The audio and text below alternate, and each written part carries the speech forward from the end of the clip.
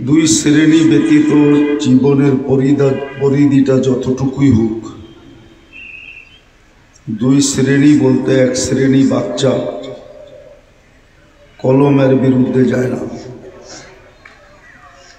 দ্বিতীয় শ্রেণী পাগল কলমও এর বিরুদ্ধে যায় না। এই দুই শ্রেণী ব্যতীত জীবনের পরিধিটা যতটুকুই হোক, কম পাই আর বেশি পাই। হ্যাঁ, এটাও সত্য, জীবনটা যিনি দিছেন ওনার মর্জি মতো যদি জীবনটা কাটানো যায় তাহলে মুসলমানের জীবনের বিরাট বড় বেনিফিট আছে। হাদিসে পাওয়া যায়, আল্লাহর নিজের ঘোষণা, প্রাপ্তবয়স্ক হওয়া থেকে নিয়ে যদি 40 বছর পর্যন্ত নিজেকে সুরক্ষিত রাখতে পারে, অর্থাৎ আল্লাহর হুকুম যদি মানতে পারে, তাহলে 40 বছরে পা দিতে দেরি, 3টা রোগের থেকে নিরাপদ হইতে দেরি হবে না। পাগল হবে না, কুষ্ঠরোগ হবে না, শ্বেতরোগ হবে না, 3 রোগের থেকে নিরাপদ। আবার যদি 50-এ পা দিল তো আল্লাহর সুস্পষ্ট ঘোষণা, ইউহাসিবুহু হিসাবান ইয়াসীরা, সহজ হিসাব করবে, সহজ, কোনো কঠিন হিসাব আর তার হবে না। সহজ হিসাব বোঝেন? ফাইলটা নিবে, নাম ঠিকানাটা পড়বে আর আল্লাহ বলবে ওকে। এটাকে আরেকটা উদাহরণ দিয়ে আল্লাহ রসুল বুঝাইছেন যে ফজরের 2 রাকাত সুন্নত পড়তে যতটুকু সময় লাগে এতটুকু সময় ব্যয় হবে তার হিসাবে।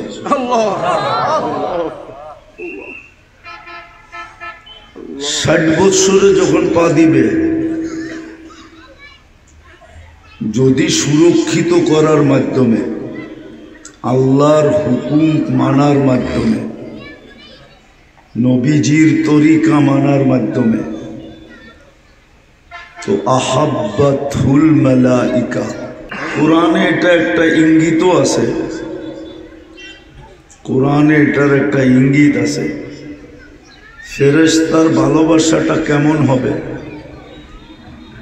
মৃত্যু লগ্নে ফেরেশতা আসবে আর তাকে অভয় দিবে, আল্লাহ তাখাফু, তোমার কোনো ভয় নাই, কেননা আমরা তো সাথে আছি। আল্লাহ তাহজানু, তোমার কেন কোনো দুঃখ নাই, আমরা তো সাথে আছি। যদি জিজ্ঞেস করি কতক্ষণ থাকবে, তো কোরআন এটাও বলে, নাহনু আউলিয়াউকুম ফিদ দুনিয়া ওয়া ফিল আখিরাহ, দুনিয়ায় তো ছিলামই, আখিরাতেও তোমার সঙ্গে সঙ্গে থাকবো। আর 70-এ যখন পা দেয়, সুরক্ষা করার মাধ্যমে, 70-এ যদি পা দিল তাইলে আহাব্বাল্লাহু ইলাইহিল ইনাবা,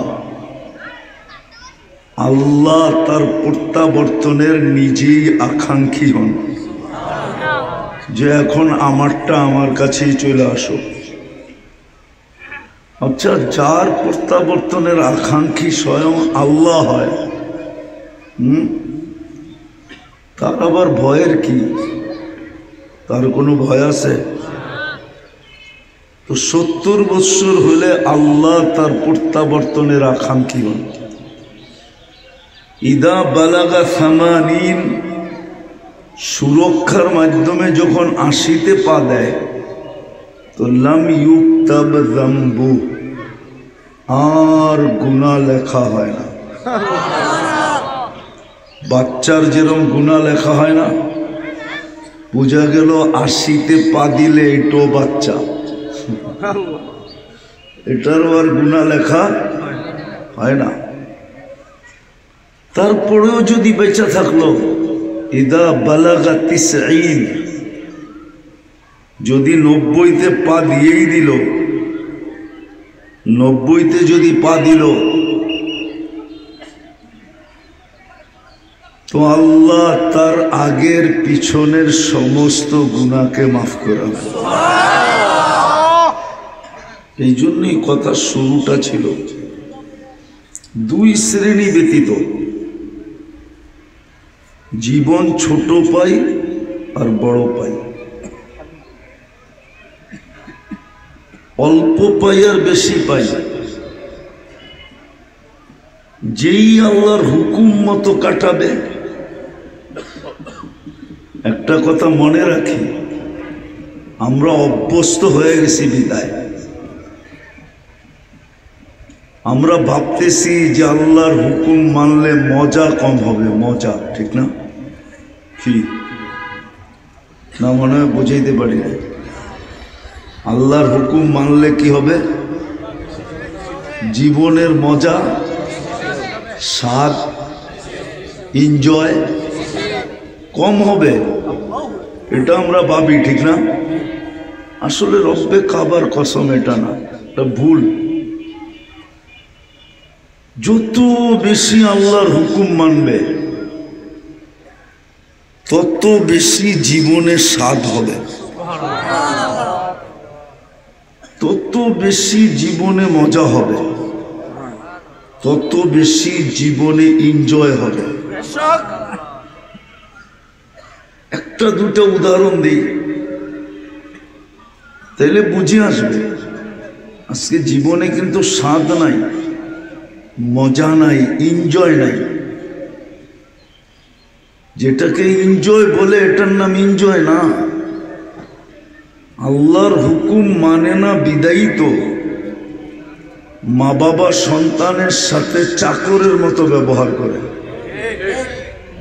আল্লাহর হুকুম যদি মানত, তাহলে কোনোদিন চাকরের মতো ব্যবহার করতো না। মা বাবা সন্তানকে ইজ্জত দিয়ে ব্যবহার করত, ইজ্জত দিত, সম্মান দিত। হাদিসে আছে আকরিমু আওলাদাকুম, শুধু একরাম তাবলিগে বাইরে 3 নম্বরে একরামুল মুসলিমিন, এই একরাম শুধু এখানে না, হাদিসে আছে আকরিমু আওলাদাকুম, সন্তানদেরকে ইজ্জত করো। আল্লাহর হুকুম মানে না দেখা মা বাবা সন্তানকে ইজ্জত করে না, চাকরের মতো দমকায়া কথা বলে। কি বলেন না, যা লয়ে যা খায়াল। আল্লাহর হুকুম নবীর তরিকা মানে না দেখা। ফাতেমা রাদিয়াল্লাহু তাআলা আনহা নিজে বলতেছেন, আমি যতবার বাবার দরজায় টোকা দিছি, এমন একবার যায় না যে বাবা দরজা না খুলছেন।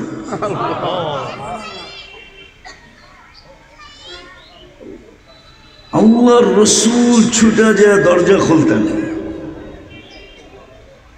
ফাতেমাকে স্বাগত জানাইতেন, মেয়ের কপালে চুমা দিতেন, এমন ইজ্জত করতেন। কিতাব উঠায় দেখেন, ঠিক যেরকম সন্তানকে মা বাবা ইজ্জত করে না, এরকম সন্তানও মা বাবাকে ইজ্জত করে না। যদি করত, তাহলে প্রত্যেক ঘরের সন্তান শাফি রহমতুল্লাহ আলাইহির মতো হতো। শাফি রহমতুল্লাহ আলাইহি সারাদিন পরিশ্রম করে আসতো, রাত্রে এসে মার পায়ে তেল মালিশ করতেন আর পাও টিপা টিপা ঘুম পড়াইতেন। বাবা তো ছিল না, মাঝে মাঝে খুশিতে পায়ের তালুতে চুমা দিতেন। মা জিজ্ঞেস করতেন, বেটা পায়ের তালুতে চুমা? তো বলতেন, না, আমি তো আমার জান্নাতে চুমা দিয়ে স্বাদ নিতেছি। প্রত্যেক সন্তান শাফি রহমতুল্লাহ আলাইহির মতো হতো। স্বামী যদি স্ত্রীকে ইজ্জত করত, স্বামী যদি স্ত্রীকে ইজ্জত করত, আজকে স্বামী স্ত্রীকে ইজ্জত করে না, মনে করে নামই দিছে লাইফ পার্টনার। লাইফ পার্টনার বোঝেন? স্ত্রী কি লাইফ পার্টনার? হুজুররা বলুক না, স্ত্রী লাইফ পার্টনার?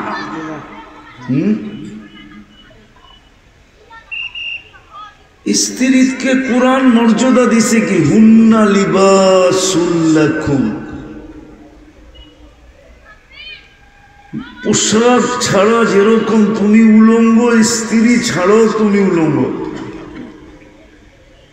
নিজের পোশাককে নিজে যতটুকু যত্ন করো, পোশাকের মেসাল কেন দিলেন? নিজের কাপড় চোপড়ের যেরকম তুমি যত্ন করো সর্বদিক দিয়া, স্ত্রীকে এরকম যত্ন করো। কিন্তু হয়তো যদি আল্লাহর হুকুম মানত, আল্লাহর হুকুম তো মানে না।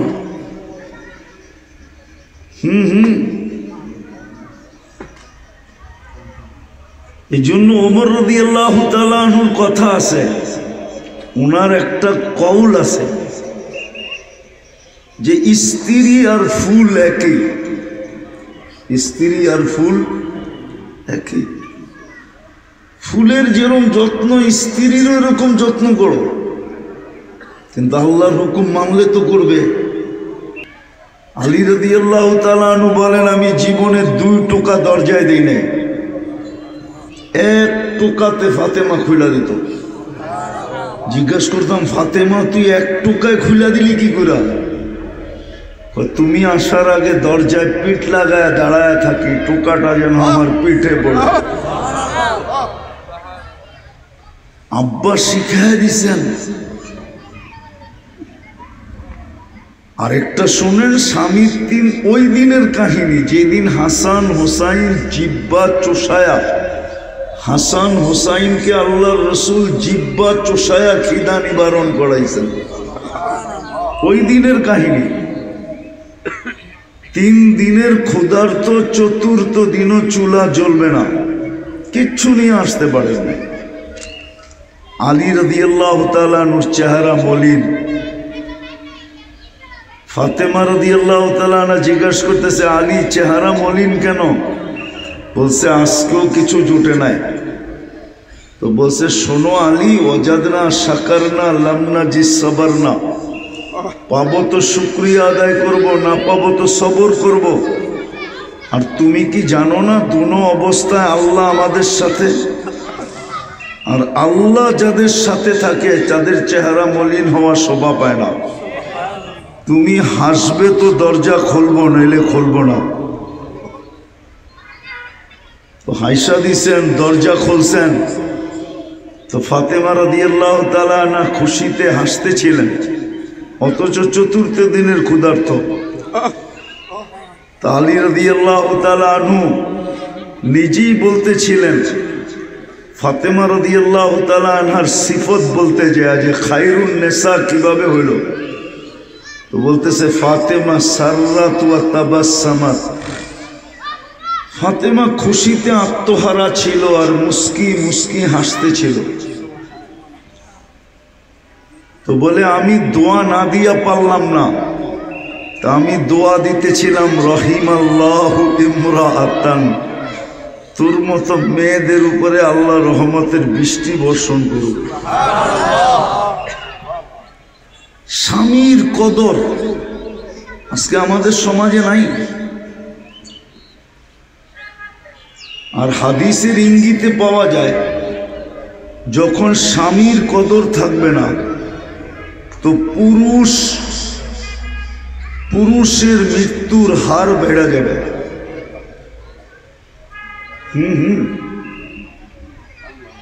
আজকে যে পুরুষের মৃত্যুর হার কেন জানেন? শুধু স্বামীর কদর না করার কারণে। কেননা আল্লাহর হুকুম তো নাই, দিন তো নাই। দিন যদি থাকতো, হুকুম যদি মানত।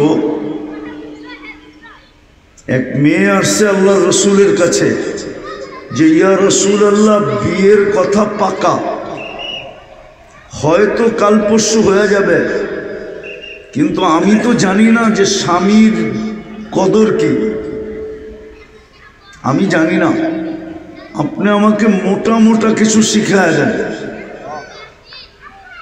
একটা শুনাইতেছি, পুরাটা না।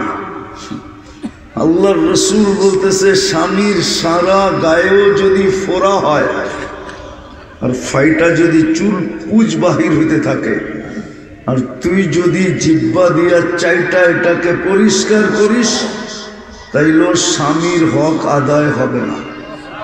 কিন্তু আজকাল তো স্বামী স্বামী না, সার্ভেন্ট, হাজব্যান্ড না, কি কি আমাদের সমাজে তো স্বামী সার্ভেন্ট, হাজব্যান্ড না। এই জন্যই তো নাম দিছে লাইফ পার্টনার। কি কি লাইফ পার্টনার,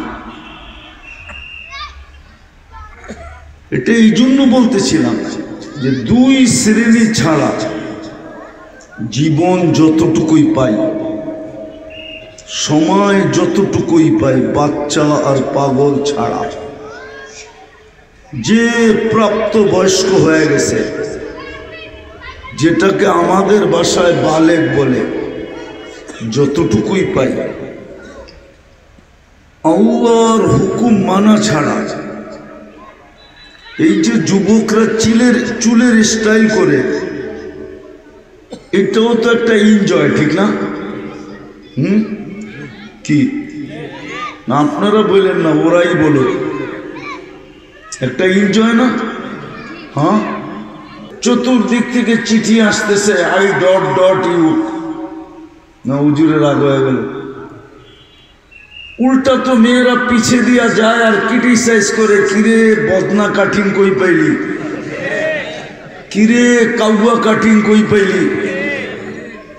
উল্টা মেয়েদের ইনজয়ের খোরাক হয়ে গেছে ওরা।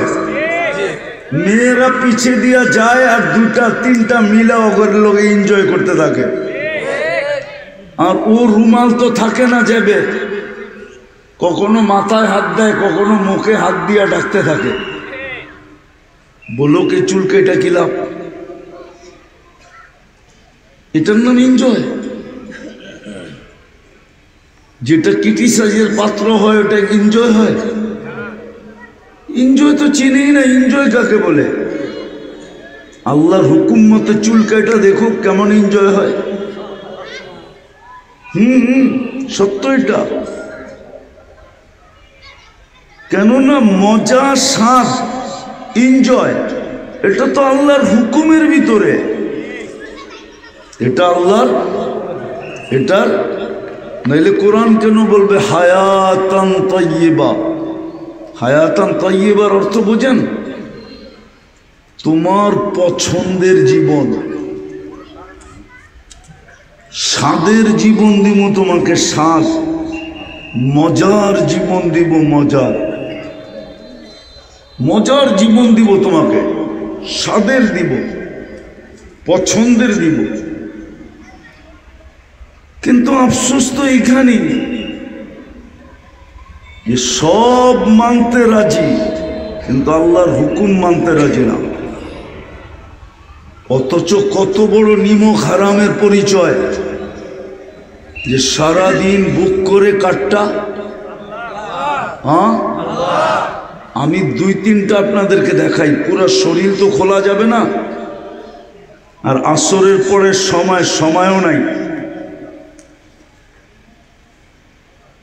সারাদিন বুক করি কাটটা, আল্লাহরটা না? হ্যাঁ, উইদাউট পে সার্ভিস দেয় কে? কিছু নেওয়া ছাড়া সার্ভিস দিতেছে না? আচ্ছা আপনারা বলেন, যুবকরা বলুন, খাওয়ার লোকমাটা নাকের কাছে নিতে দেরি, মুখের কাছে নিতে দেরি, নাক সর্বপ্রথম কি রিপোর্ট দেয়?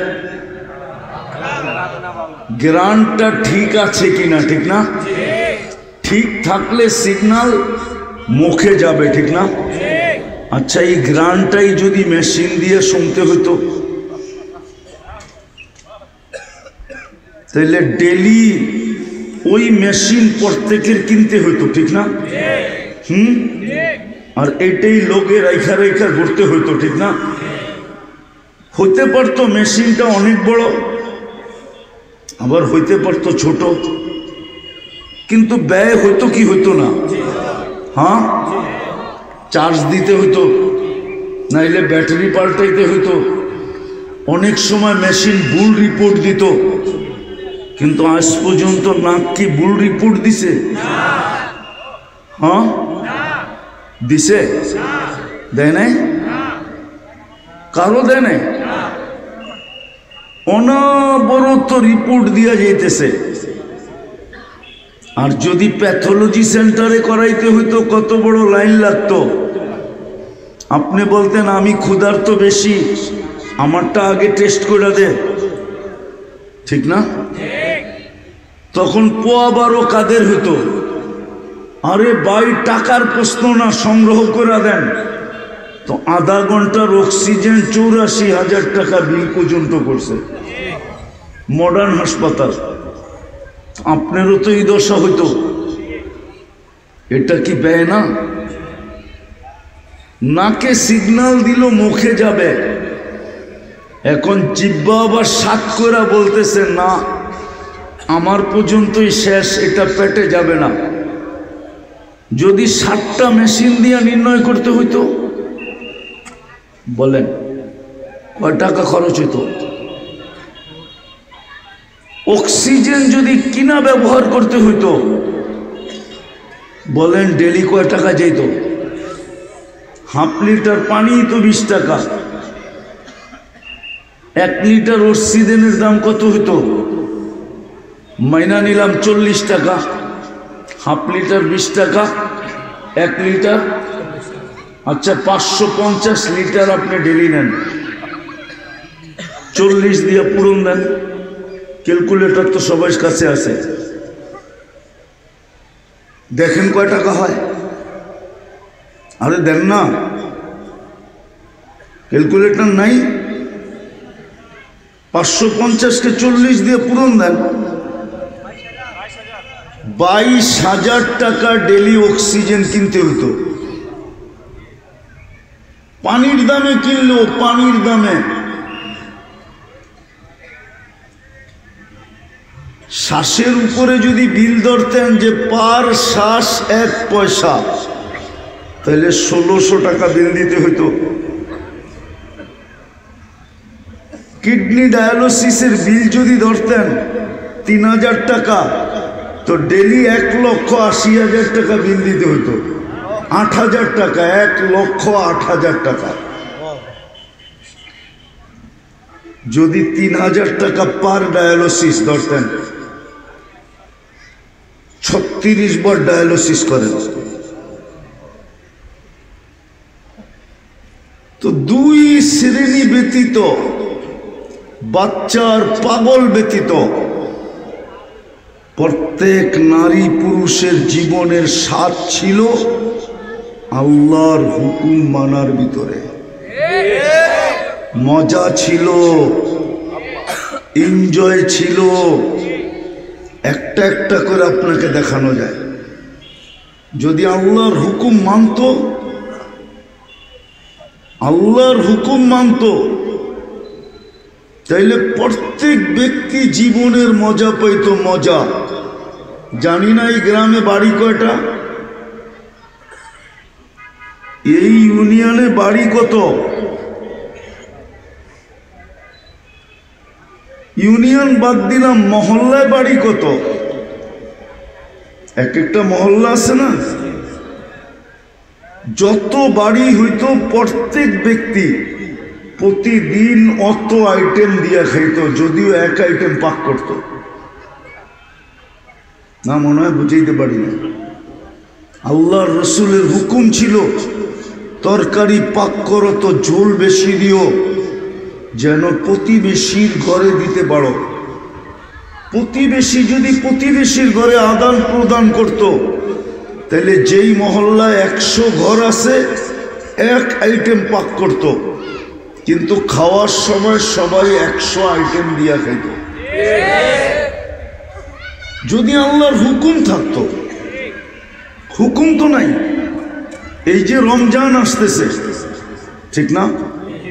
এখন থেকেই কিন্তু প্রতিযোগিতা শুরু হইতো। প্রত্যেক বিল্ডিং 5 তলা, তো 5 জনকে ফ্যামিলি বলতো, বোন তুই ইফতারি পাকাইস না। আরে ভাই কেন? বলছে আমি শুনছি এক ডোব পানি দিয়া রোজা যদি খোলায়, ইফতারি করায়, তাইলে জাহান্নাম থেকে মুক্ত হয়। বিদায় আমি কিন্তু ব্যবস্থা করে ফেলছি, তোর ইফতারি ডেলি আমি পাক করে পাঠাবো। আমার জাহান্নাম থেকে মুক্ত হওয়ার প্রয়োজন। তাইলে সামনে আলাও বলতো, বোন তোর আগে আমিও ব্যবস্থা করে ফেলছি, আমিও তোর ইফতারি ডেলি পাক করে পাঠাবো, তুই কিন্তু পাকাইস না। সুস্পষ্ট হাদিস, মান আফতারা সাইমান ওয়ালাউ শুরবাতা মা, এক ডোব পানি দিয়া যদি কাউকে রোজা খোলায় তো ফালাহু ইতকু রাকাবাতিন। আরেক দল রূপ দেখা যেত রাস্তায় দাঁড়ায় আছে, ঠিক আজানের পূর্বক্ষণ, অল্প কিছুক্ষণ আগে। আরে ভাই তুই রাস্তায় কেন? বলছে যাকে আজানের সময় পাবো জোর করে হলো রোজা খোলায় দেব। যেমন উমরায় গেছে কিনা জানি না, হুজুররা রমজানে গেছেন? গেছেন রমজানে? গেছেন রমজানে? রমজানে গেছেন? মদিনা মুনাব্বারায় দেখবেন ছোট ছোট বাচ্চা বাথরুমের সামনে দাঁড়ায় আছে। রোজা খোলার 10-15 মিনিট আগে আপনি বাথরুম থেকে বেরিয়েবেন, আঙ্গুলে ধরবে, উজুখানায় নিয়ে উজু করাবে, আপনার আঙ্গুল ধরে উপরে অ্যাক্সেলেটার দিয়ে উঠবে। আমাদের জীবনের স্বাদ হইল আল্লাহর হুকুম মানার ভিতরে। জীবনের মজা ছিল আল্লাহর হুকুম মানার ভিতরে। রাগ হয়ে যাবে তো যুবকরা, ওরা তো লজ্জা মজ্জা সব বেচালাইছে। যদি না বেচত, বারবার শেখ খাওয়ার পরেও 14 তারিখের প্রস্তুতি নাই কি করে? ওরা তো জুতা এই পর্যন্ত কম দেখে নাই। জিজ্ঞেস করেন, গাড়ি আটকায় দিলে 999 ফোন দিব, অসুবিধা কি? জিজ্ঞেস করেন, ওরা জুতা এই পর্যন্ত কম দেখে নাই, কিন্তু তারপরও 14 তারিখে তওবা করবে না। অথচ জান্নাতের মজা কি? জান্নাতের 2টা মজা। দ্বিতীয় মজা কি জানেন? চোখে যেটা লাগবে ওইটাই আমার। অথচ জান্নাতে তো যেটা চোখে লাগবে ওটা আমার। চোখে লাগতে দেরি, আমার হইতে দেরি হবে না। এটা জান্নাতের দ্বিতীয় মজা। জান্নাতের প্রথম মজা হইল মনে যা চাবে তা করবে। জান্নাতের সবচেয়ে বড় নেয়ামত হইল আল্লাহর দিদার, আমি মানি, কিন্তু মজা হইল 2টা। ওই যে আল্লাহর হুকুম মানে নাই, মানতেছে না, বারবার শেখ খাওয়ার পরেও 14 তারিখে ফুল কিনে। আর প্রবাদ বাক্য বলে, একবার না পারিলে দেখো 100বার। এটা বুঝি ইজ্জত? এটা ইজ্জত? ইজ্জত তো ছিল আল্লাহর হুকুম মানার ভিতরে। কইরালো যুবক, ফুর্তি, দেখা হবে ইনশাআল্লাহ জান্নাতে। জান্নাতে 14 তারিখ ডেলি 100 বার হবে, 100 বার। কয়শো বার? 100 বার। বৎসরে 14 তারিখ হবে জান্নাতে কত জানো? হ্যাঁ, 46,500 বার।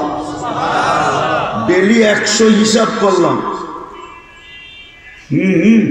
কেন 100 পুরুষের যৌবন শক্তি দিবে, ডেলি 100 বার ব্যবহার করবে, তাইলে একটু পর পর ভিডিও কল লাগবে না? কি একটু পর পরই তো ভিডিও কল আসবে, তাল ইলাইয়া আমার কাছে আয়। 100 বার হবে ডেলি 14 তারিখ। যা কথার শেষ জায়গায় চলে আসছি। কসম খোদার, যদি চাই এই ছোট জীবনটাকে দামি বানাইতে, দুনিয়ায় না আল্লাহর কাছে চিরদামি বানাইতে, তাইলে আল্লাহর হুকুম ছাড়া বিকল্প কোনো রাস্তা নাই। এই উম্মতকে আল্লাহ সুযোগ দিছিলেন, কিন্তু বাংলায় একটা প্রবাদ বাক্য আছে, সবার কপালে বলে সবকিছু শোভা পায় না। আমাদের কপালেও মনে হয় শোভা পায় না। এই উম্মতকে সুযোগ দিছিলেন, 1 মাস কমর কাইছা ইবাদত কইরা 70 মাসের ইবাদত নেওয়ার সুযোগ ছিল। বৎসরের 12 মাস যদি আল্লাহ বাদও দিতেন, তারপরও 58 মাস আমার কাছে থাকত। 80 বৎসর থাকার পরেও এক রাত্র দিয়া 80 বৎসর রিকভারি করার পরেও আরো 3 বৎসর 4 মাস বেশি আমি পাওনা হতাম। এক লাইলাতুল কদরি 80 বৎসর, 83 বৎসর 4 মাস। যদি খায়ের বাদ দেই, কি বাদ দেই?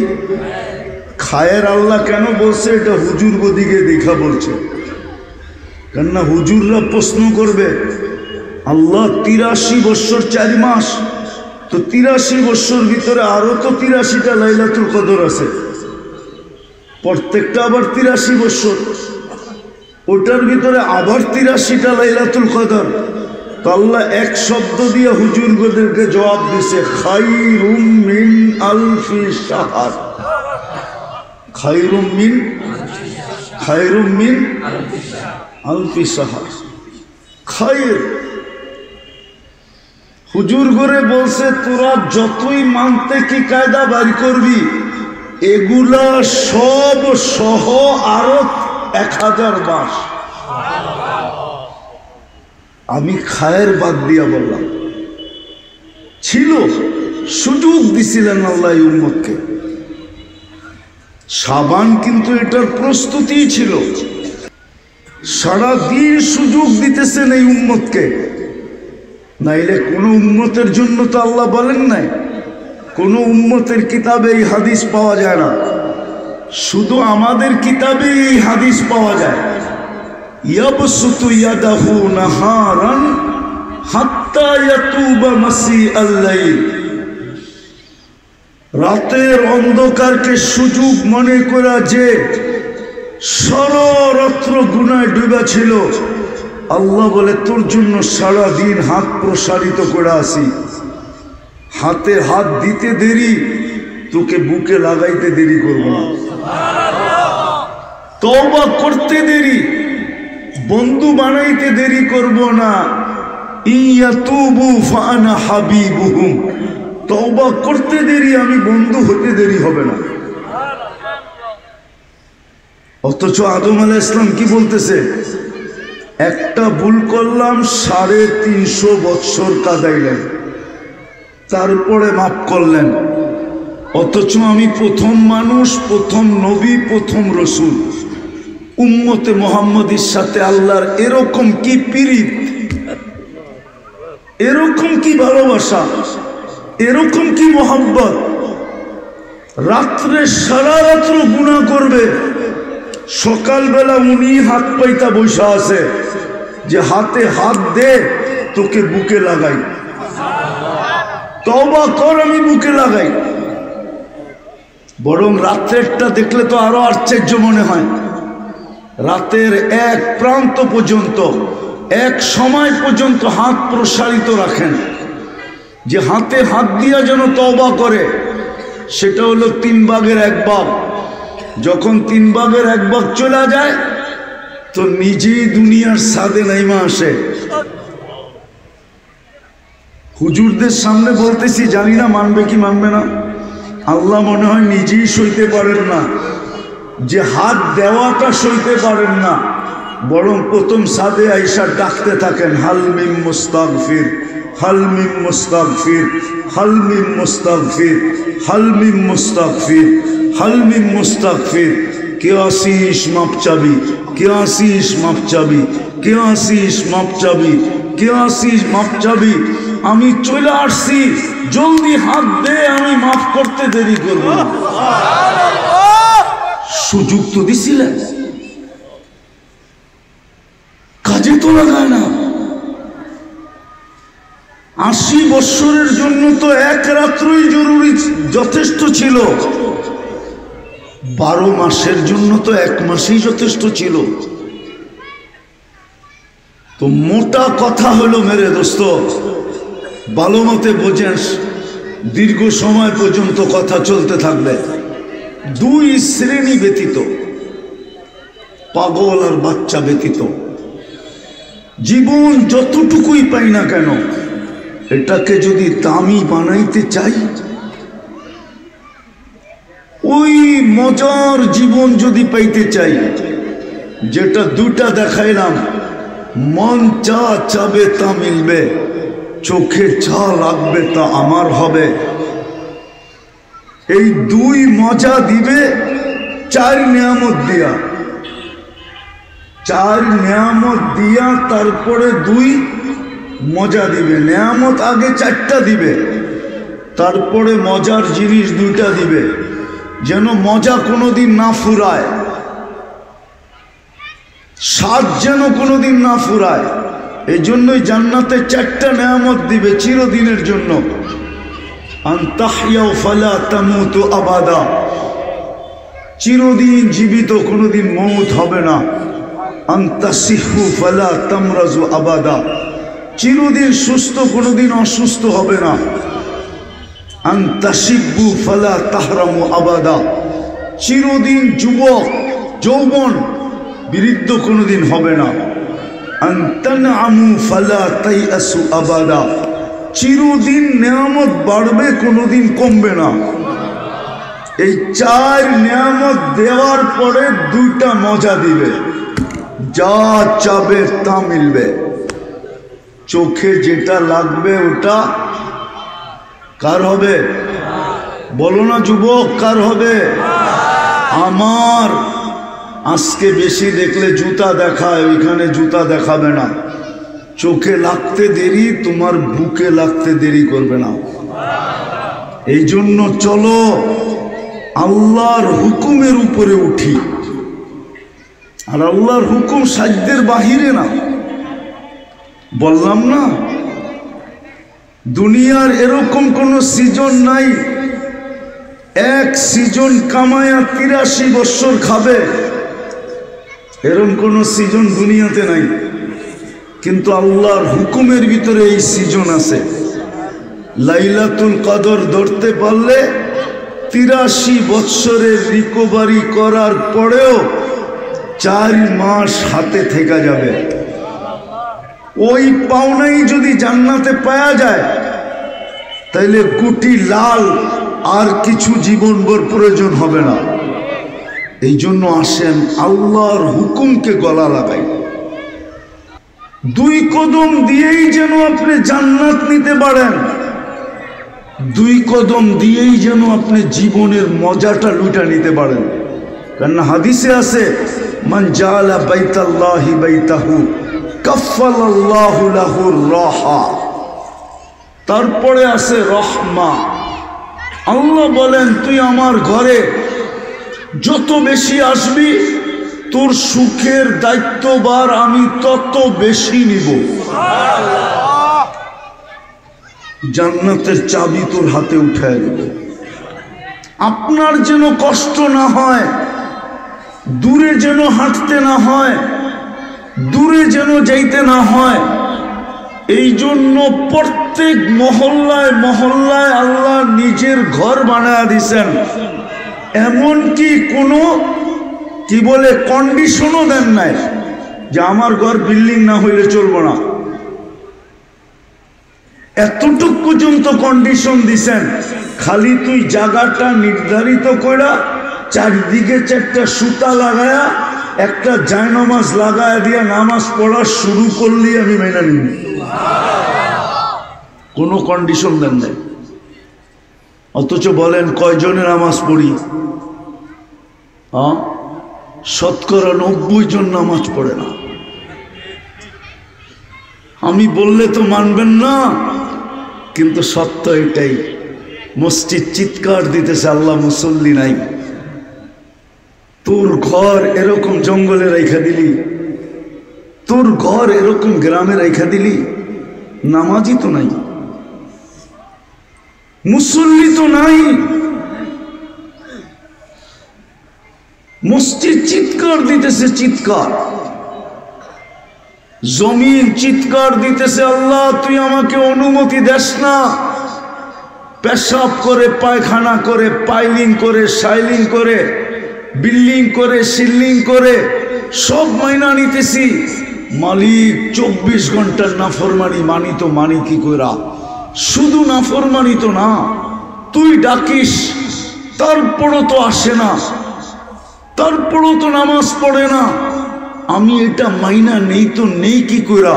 এই জন্যই তো হাদিসে আছে আলা কুল্লা ইয়াউমিন ওয়াল আরদু তাস্তাযিনু রাব্বা। জমিন প্রতিদিন বলে আল্লাহ অনুমতি দেন না সাইজ করি।